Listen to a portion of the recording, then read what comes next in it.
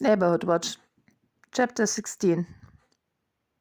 Between the white hospital bedclothes and under his oxygen mask that almost covered his turkey-like chin, Bruce looked even paler, and his eyes sunk deeper than usual. Laura's stomach trembled. "Hi, Bruce," she whispered. Her voice painfully scratched the back of her throat. Her father opened his eyes and looked away from her, as he so often did, as if Laura had done something wrong. She sighed and turned to the doctor.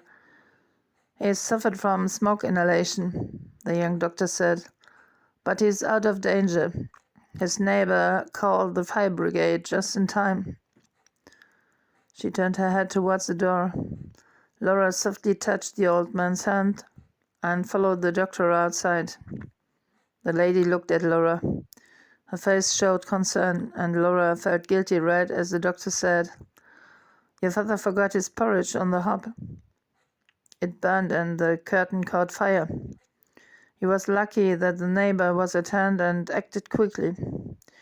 Otherwise the whole house would have burned down. Your father could have died." "I know," Laura replied. "He's been a bit forgetful lately." "He's old, suffering from dementia, and that's much more than just forgetful. He needs minding." "I know," Laura said again, "and I thought I had a personal carer for him I could rely on, but my judgment was obviously flawed." "Well, we'll keep your father here overnight. He will be okay then. You can come and get him tomorrow before midday. But he can't stay at his old home just by himself, so please take care that somebody is with him all the time. Or you put him into a private nursing home until you find a better solution." The doctor took Laura's hand firmly and shook it encouragingly. "You will see, once the decision is made, everything becomes a lot easier." Laura nodded. The doctor didn't know how right she was. On her way to the Golden Sundown, she called Bill to inform him that she couldn't be back at headquarters before 4 or 5. When she was on the country road, Laura checked her mailbox, but it was empty. She tried to call Nigel 4 times. Her brother had his mobile phone switched off. "You should give him a chance to explain," Yosh advised her on the phone. Laura heard the concern in his tone, but she really did not care any longer. She would let Nigel have it. That was for sure. She drove over a rock as she turned into the gateway and parked her Honda right in front of the nursing home. She rushed past the lady in reception, who shouted after her, and headed straight for the manager's office. Her secretary stopped her. "The manager is in a meeting at the moment. I'll tell him you're waiting," she said, and offered Laura a seat.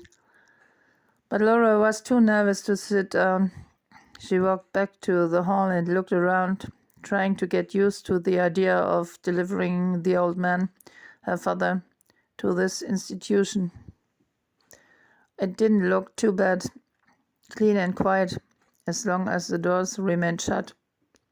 At the end of the hall, a door opened and an elderly man came out, accompanied by a sound which a grunge group would be proud of. The man came forward and smiled appealingly at Laura. He was hiding some behind his back.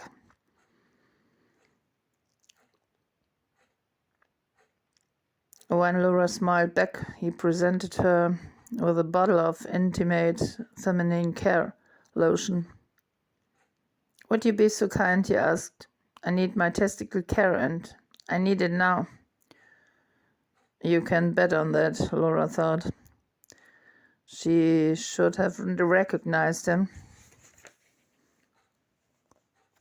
"Please get back to your room. I'll call Betsy at once."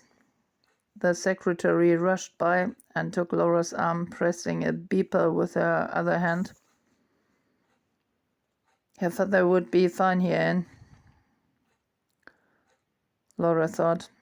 An hour later, she had signed the contract and arranged to take her father there the next day straight from the hospital.